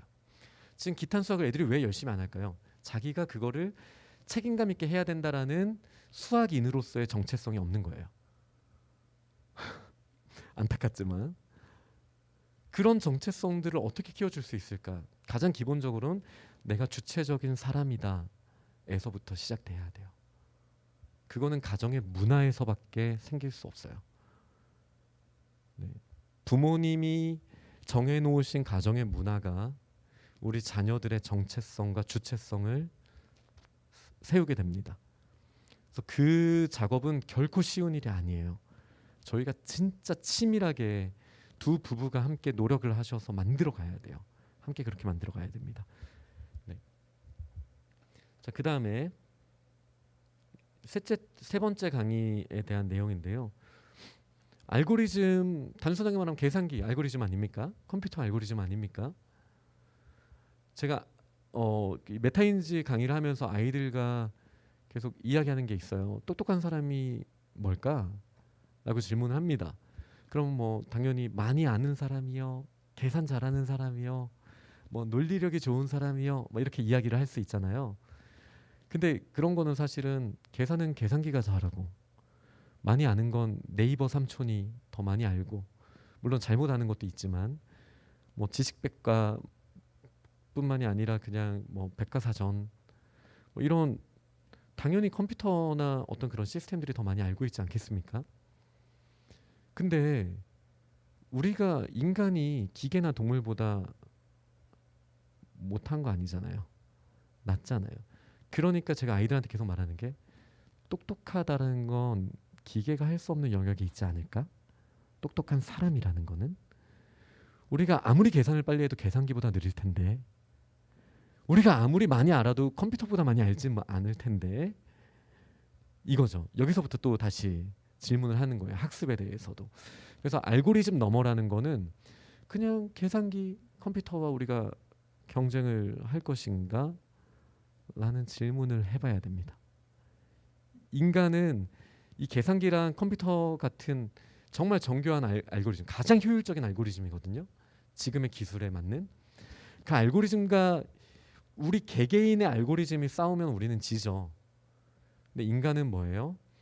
단순 계산이 아니라 이 상황을 판단하고 알고리즘을 변환시켜서 새로운 관점으로 보고 적용시킬 수 있는 능력이 우리 사람들에게 있다라는 거잖아요.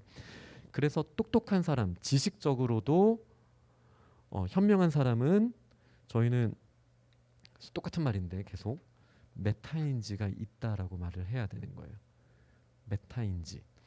그럼 오늘 자꾸 제가 메타인지 하는데 메타인지를 다양한 관점에서도 말할 수 있어요. 학습적으로도 메타인지는 그럼 어떻게 설명할 수 있을까?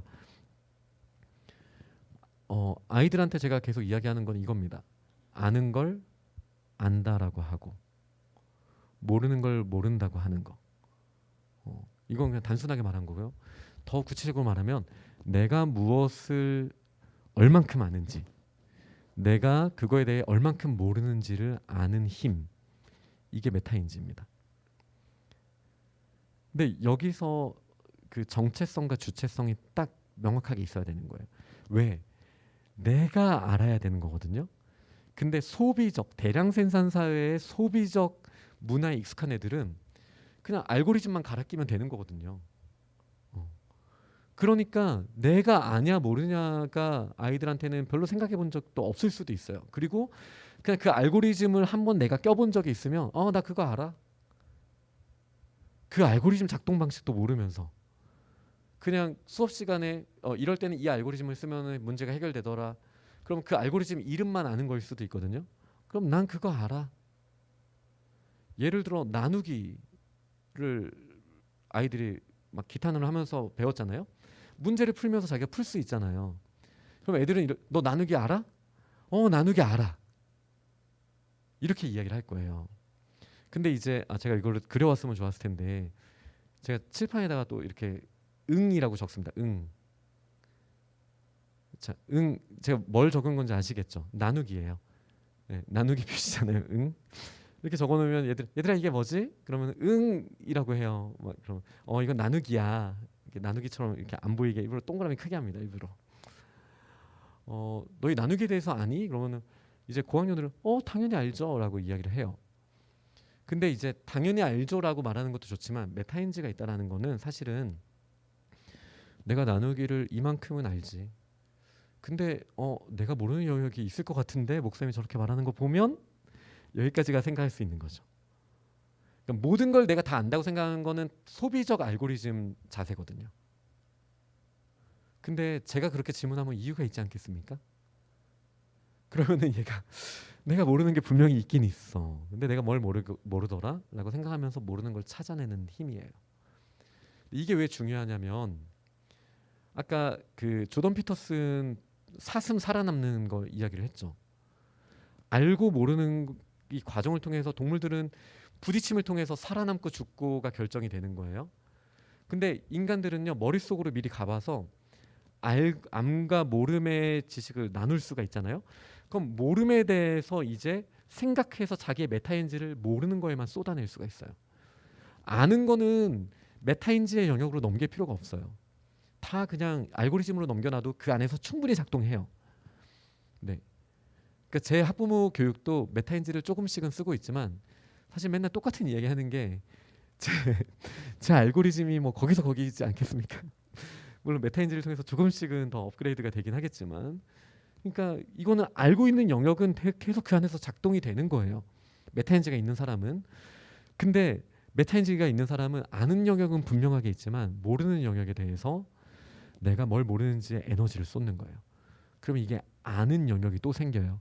그 영역을 이 알고리즘으로 넘겨버리면 돼요. 그럼 또 이게 막 작동을 해요. 그러면 이 알고리즘이 얼마나 탄탄해지겠어요. 그런데 대부분은 이렇게 동물적으로 살다 보니까 저를 포함해서 어떤 새로운 지식이나 새로운 정보가 들어왔을 때 과거에 들었던 이름이 갑자기 떠올라요. 나누기나 그거 어렸을 때 다 해봤지 뭐. 그러면서 나누기라는 뭔가 인풋이 들어왔을 때 자기가 안다라고 판단할 가능성이 매우 커요. 그리고 알고리즘을 점검해 보거나 생각해 보지 않고 그냥 자기 아는 세계에다 두는 거예요. 근데 실제로는 작동하지 않는 거예요. 이런 경우가 거의 대다수입니다. 학생들의 관점에서 봤을 때. 나누기 한번 전 찾아보진 않았습니다. 생각해 본 거예요. 생각해 본 거예요. 뭔가 나눠놓은 것 같은 짝대기 하나로 위에 있는 것과 아래 있는 거를 구분한 것 같은 느낌? 그래서 나누기로 했나? 아니면 이게 원래 하나였는데 반으로 나눠서 나누기인가? 뭐 둘 다 가능한 것 같아요. 그렇게 한번 생각을 해봤어요. 근데 이게 응으로 띄워놓고 보니까 분수랑 너무 비슷한 거예요. 모양이 분수인 거예요. 그래서 혹시 이게 분수인가? 라고 생각을 해봤어요. 이건 그냥 제가 어디서 찾아봐야 될지도 모르겠고 한번 내가 나누기를 모르고 있었고 애들한테 예전에 지금 중학교 2학년 애들 4학년 때 수학 시간에 제가 나누기를 잠깐 가르치다가 했던 내용이거든요. 근데 그때 고민을 해보다가 이걸 분수가 아니라 나누기라고 생각하니까 예를 들어 분수 4분의 3이잖아요. 근데 이거를 3 나누기 4로도 읽을 수 있는 거예요. 저 그때 너무 소름이었어요. 제가 수학을 너무 못했었기 때문에. 아니 4분의 3이 사실은 3 나누기 4도 되는 거였던 거예요. 그래서 저는 이전에 제가 알고 있었던 나누기에서 한 걸음 더 갈 수 있게 됐어요. 그때 그 한 번의 사고 훈련으로. 그게 얼마나 큰 겁니까?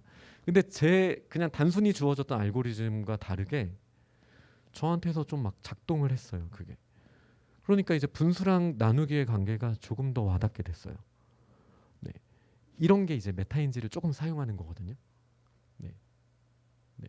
이게 메타인지의 약간의 이해입니다. 그러니까 메타인지가 뭐냐? 내가 알고 있는 것은 분명히 아는 지식으로 놔두고 모르는 것은 정확하게 모르는 거. 근데 모르는 거에서 멈추는 게 아니라 그러니까 뭘 모르는지를 알아야 돼요. 그래서 좋은 질문하는 애들은 선생님 지금 무슨 말씀하시는지 모르겠어요가 아니라 좋은 질문하는 애들은 선생님께서 설명하신 이 부분은 제가 이해를 했는데요. 아까 뭐라고 말씀하신 게 사실 제가 이해가 안 됐습니다. 라고 말하면 메타인지가 있는 거예요. 근데 애들은 그냥 주제로 이 엄청난 주제 사실 박사들도 다 모를 수 있는 사랑 예를 들어 너 사랑 알아? 그러면은 어릴수록 알죠 막 이렇게 하거든요. 몇 번 차여보기도 하고 그래야 잘 모르는 것 같아요. 제가 아는 게 사랑이 아니었던 것 같아요. 이렇게 이렇게 되는 거 아니겠습니까? 그러니까 어릴수록 메타인지가 더 없거든요. 무조건 안 돼요. 한 번 들어봤으면 다 안 돼요. 아인슈타인 알아? 알아요. 우리 집에 책 있거든요. 안 돼요. 그게 아는 건가요? 라는 질문을 해볼 수 있는 거죠. 그러니까 메타인지가 있으면 내가 뭘 아는지 뭘 모르는지 대답을 할 수 있어야 되는데 아까 말씀드린 것처럼 내가 이만큼은 이해했는데요. 이만큼은 이 부분에 대해서는 제가 사실 이해가 안 됩니다. 가르쳐 주실 수 있으세요? 이렇게 말할 수 있어야 돼요. 그러니까 중간 정리를 거의 끝났습니다. 거의 정리를 한번 해보면 알고리즘이라는 거는 그대로 작동하는 거고 동물적 본능에 어울려요. 우리의 동물적 인지와도 딱 맞아 떨어지는 거예요. 그래서 우리가 인간으로 태어났지만 대부분 동물적 인지 작용으로 여태까지 살아왔어요. 더더군다나 대량 생산과 소비 문화는 이거를 더 가속화해 버렸어요. 우리가 집에서 뭔가 만들어내지 않아도 장난감들을 쉽게 사고 작동 원리를 고민할 필요도 없어요. 만들어낼 필요도 없고 그냥 사고 버리면 돼요. 이러면서 메타인지를 쓸 수 있는 기회는 거의 없어졌어요. 거의 없어졌어요. 이게 너무 큰 문제죠. 제가 지난주에 있던 공부 이야기를 하고 마무리를 좀 해보려고 합니다. 저희 사실 제가 좀 캐나다 가서 가족과 시간을 많이 보냈어요. 그리고 나름대로 준비도 하고 많은 에너지를 얻고 왔습니다. 그래서 와서 또 열심히 달리고 있습니다. 달리다 보니 집에 있는 시간도 좀 부족하고 에너지가 없어요. 제가 사실 컨디션이 한 1, 2주 안 좋았거든요. 그래서 좀 코로나는 체크해봤을 때 괜찮았었습니다.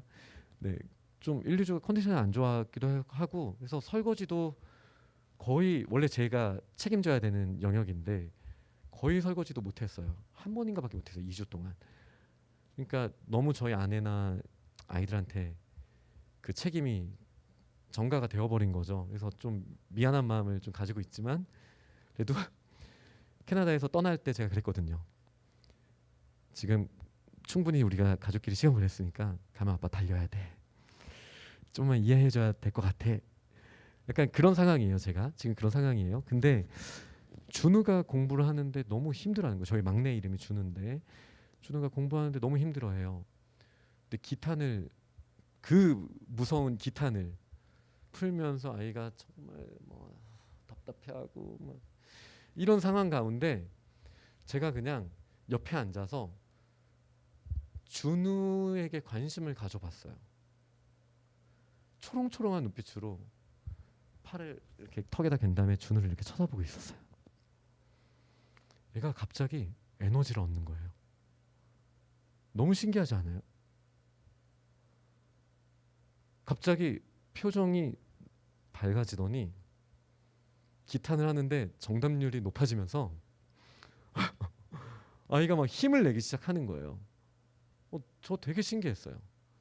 제가 한 거는 그냥 그 동물로 바라보지 않고 얘는 도대체 어떤 알고리즘을 가지고 있는 애야? 이렇게 생각하지 않고 인간으로서 바라봤거든요. 인간으로서 사랑하는 눈빛을 담아서, 그리고 좀 공감도 해보려고, 우리 준우가 힘들었겠구나, 아빠 옆에서 응원해 볼 테니까 한번 열심히 해볼래? 하고 계속 쳐다봤거든요. 쳐다본 것만으로도 아이가 힘을 막 내는 거예요. 물론 저학년이니까 가능해요.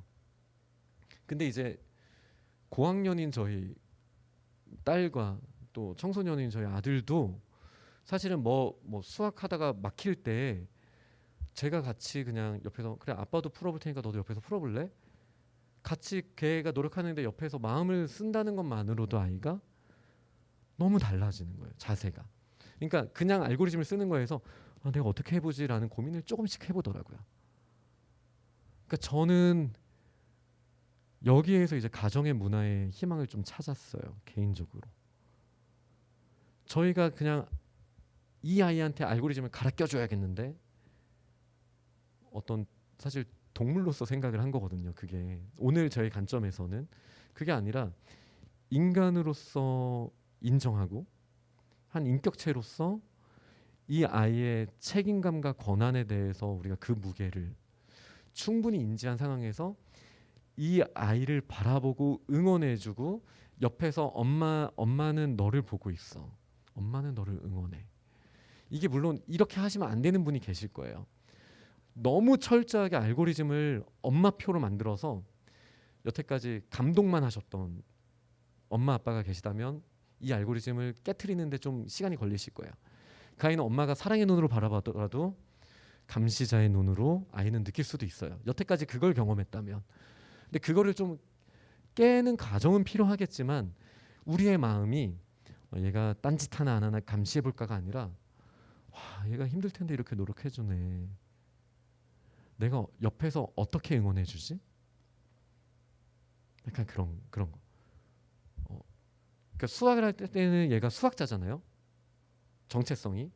그 수학자로서의 정체성이 있어야 재밌게 할 수 있는 거거든요. 우리 수학자 공부하는데 혹시 에너지가 더 필요합니까? 주스 갖다 줄까? 평소에 안 갖다 주셔야 돼요, 이런 거 해주시려면. 이러면서 뭔가 아이가 내가 뭔가를 했기 때문에가 아니라 정체성 안에서의 관심을 받는 거를 경험해야 돼요. 아리스토텔레스는 그렇게 말했잖아요. 인간은 사회적 동물이다. 인간으로서 관계 안에서 누군가 나를 바라본다라는 거는 메타인지를 깨울 때의 즐거움 이상으로서의 기쁨이 느껴질 수 있습니다. 사랑에 대해서, 사랑을 받는다면. 우리가 뭔가 좋은 일을 할 때 누군가가 봐주고 누군가가 힘을 주는 말을 해줄 때 우리한테 에너지가 생기는 거 경험해 본 적 있으시죠? 우리 자녀들한테 필요한 게 그거예요. 알고리즘 교환하는 사람으로서의 부모가 아니라 혹독한 알고리즘에 이런 걸 자꾸 갈아 끼면서 기계적으로 자꾸 접근하고, 아니면 동물적 쾌락을 주거나 동물적 고통을 주는 거에만 관심 있는 부모가 아니라 인간으로서 그 아이를 존중하고 눈을 계속 바라볼 수 있고, 이 아이가 하는 거에 대해서 옆에서 응원해주고 진심으로, 우리가 뭐 드라마 볼 때보다의 더 큰 몰입력으로 아이가 재밌게 놀 수 있는 방법이 뭔지 아세요? 아이가 장난감 가지고 놀 때 옆에서 지켜봐 주는 거예요. 그것만큼 재밌게 놀 수 있는 게 없을걸요, 아이들이. 그리고 지켜보면서 느껴지는 메타인지 깨우고 있잖아요, 우리는. 대로 질문을 하나씩 해보는 거죠, 아이. 이건 왜 그렇게 잡았어? 궁금하다. 와, 너한테 이런 부분이 있었구나, 엄마 몰랐어. 작동할 때 아이도 계속 생각하는 훈련을 하게 되는 거예요. 그러니까 우리는 방식을 이제 바꿔야 됩니다. 방식을 바꿔야 됩니다. 기존의 알고리즘 소비자에서 알고리즘 개발자로 우리 아이들을 만들어줘야 되는데 주체성을 줘야 하고, 여기에 제가 설문지에는 그런 표현 썼거든요. 엄청난 에너지가 들어가요. 메타인지 쓰는 거 두통 온다니까요. 정말 두통 와요. 그렇다고 두통 안 오신 분들은 메타인지 안 쓰신다 이런 의미는 아닙니다. 네. 그러니까 그 정도로 힘든 일인데 아이들도 메타인지 쓰는 거 힘들거든요.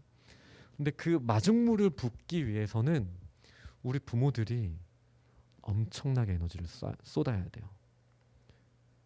근데 제가 제일 안타까웠던 게 뭐냐면, 아이들한테 세상에서 훌륭한 알고리즘을 선물해 주기 위해서는 에너지를 쏟는데 정작 아이들을 인간으로서, 인격체로서 메타인지를 깨울 수 있는 사람으로 만들기 위한 우리의 어떤 체온이 느껴져야 하고, 우리의 시간이 들어가야 되고, 마음을 다 쏟아서 들어줘야 되고, 두 눈을 보고 인간으로서 그대로 받아들이는 이 엄청난 에너지 과정을 다른 누가 해주기를 바라고 있었던 거죠. 대량 생산 소비 체제로. 교회에서 해줄 거야, 주빌리 학교에서 해줄 거야. 아니에요. 부모님이 하셔야 돼요. 부모님이. 저는 여기에 답이 있다고 정말 확신합니다. 저희는 동물 농장이 아니잖아요. 주벨리는 동물적 인지 능력만 키우는, 네, 제가 뭐 다른 걸 비하하는 건 진짜 아닙니다. 그런 거 아닙니다. 그냥 오늘 강의의 목적에 극단적인 표현을 통해서 명확하게 이해하는 것만을 목표로 하고 있습니다. 제가 유튜브로만 안 올라갔어도 이렇게까지 조심스럽게 말씀 안 드렸을 것 같은데 혹시나. 네. 그러니까 저희가 아이들 기계적으로 어떤 동물적 인지 능력만 키워주는 걸로 만족해서는 안 되죠. 근데 그러려면은 사실 어렸을 때 하면 제일 좋지만, 감사하게도 고등학생까지도 인지 능력이 개발될 여지는 매우 높아요. 이게 메타인지의 장점이에요. 그러니까 포기하지 마세요. 누구도 포기하지 않으셔도 돼요. 그냥 우리만 회개하고요. 회개도 메타인지거든요. 메타그노시스. 예, 우리가 다시 내가 여태까지 동물적으로 살았던 걸 위해서 다시 바라봐야 돼요. 다시 바라보고 아이들을 정말 인격체로서 대화하면서 주체성을 높여주면, 그 주체성에서 권한과 책임을 다하는 과정 가운데 아이들이 스스로 고민하게 될 거예요. 그 과정을 이끌어내야 돼요. 물론 저희는 인간 DNA가 98% 침팬지와 동일하다라는 거 알고 있습니다. 그래서 저희 학교도 알고리즘을 잘 가지고 있죠. 기탄 수학 해야 돼. 뭐 이런 알고리즘은 동물적으로 저희도 가지고 있습니다. 네, 이거를 다 없애라는 게 아니에요. 책임과 규율을 지켜나가기 위해서는 그런 규율들도 있지만, 그것을 해나가는 데 있어서는 우리가 주체다, 소비자가 아니다, 우리가 하는 거다. 학교에서 시켰으니까 해가 아니에요. 그거는 알고리즘이에요. 안 돼요. 엄마 왜 우리 가정예배 드려야 돼? 학교에서 하래. 그거를 고민해 보셔야 돼요. 주체로서 고민. 내가 왜 부모로서 가정예배를 드리는 걸까? 고민해 보셔야죠. 그 답을 주실 수 있어야 돼요. 네, 제가 긴 시간 말씀을 드렸습니다. 네, 근데 이 부분을 사실 고민을 많이 했어요. 각 강의마다 하나 얘기하고 실제적인 거 고민하고. 근데 그러다 보면 제가 또 말하는 걸 좋아하니까 계속 이런 얘기만 이렇게 오늘처럼 할 것 같아서 오늘 하루에 다 몰아놓고 2강, 3강, 4강은 실제적인 얘기들을 해보려고 합니다. 근데 이거는 쌍방향 소통, 이렇게 말씀드리면 안 오시려나? 잠시만. 제가 알고리즘을 생각을 좀 해봐야 돼서 쌍방향 소통을 할 수도 있겠지만 부담을 드리지는 않겠습니다. 다만 설문지를 통해서 응답을 주시고 또 체크도 하시고 기타 의견에도 남겨주실 수가 있는데, 좀 결단하시고 오늘 가정에서 이렇게 적용을 해봐야겠다 결단하신 내용들을 적어주시면 그 내용들과 실제로 하는 가정들의 사례와 저희 가족의 사례를 가지고 구체적으로 훈육과 뭐 가정에서의 규율은 어떻게 세우고 용돈은 어떻게 하는 게 좋을지, 그 다음 강의. 학습을 위해서는 자녀와 어떻게 시스템을 가지고 우리가 이야기를 하는 게 좋을지, 그 다음 강의. 그다음에 이런 모든 걸 실현하기 위해서 대화는 어떻게 하는 게 좋을지, 그 다음 강의, 이 순서로 저희가 한번 진행해 보도록 하겠습니다. 네, 네, 이 내용 우리가 같이 고민하면 참 좋겠고요. 꼭 그 설문조사 노션에 있는 내용을 마무리해 주시고, 제가 기도하고 마치면 시간 되시는 분은 카페에 가셔서 오늘 강의에서 나눴던 내용들 혹시 궁금하시거나 좀 피드백 주실 부분들 있거나 아니면은 좀 좋은 결단한 내용들 같이 나누는 시간 저희 짧게 가지고 마무리해도 참 좋을 것 같습니다. 제가 기도하고 마치겠습니다. 좋으신 주님, 오늘 학부모 강의를 통해 저희가 교육과 또 가정에서의 특별히 교육과 메타인지에 대해서 생각을 해보게 되었습니다. 저희가 동물과 정말 다른데 동물과 공통된 특징 때문에라도 저희가 알고리즘이 필요하다라는 건 압니다. 하지만 수동적으로 기계적으로 현실을 받아들이고 상황을 받아들이는 현 세대의 문제가 되는 상황을 벗어나서 내가 정말 모르고 있는 것이 무엇인지, 하나님의 뜻이 무엇인지 고민할 수 있는 우리 인간계의 영역에서 참된 교육이 일어날 수 있도록 메타인지를 깨우는 그 문화를 각 가정이 만들어 갈 수 있으면 좋겠습니다. 하나님, 저희가 이 문제를 두고 함께 고민하고 기도하며 준비할 때 각 가정마다 힘과 지혜를 주시고 또 이 일들을 잘 해낼 수 있도록 주님 용기도 더해 주세요. 예수님 이름으로 기도합니다. 아멘. 네, 시간 내주셔서 정말 감사합니다. 그리고 온라인으로 오신 분들 너무 죄송합니다. 네, 끝까지 듣느라 수고 많으셨습니다. 감사합니다.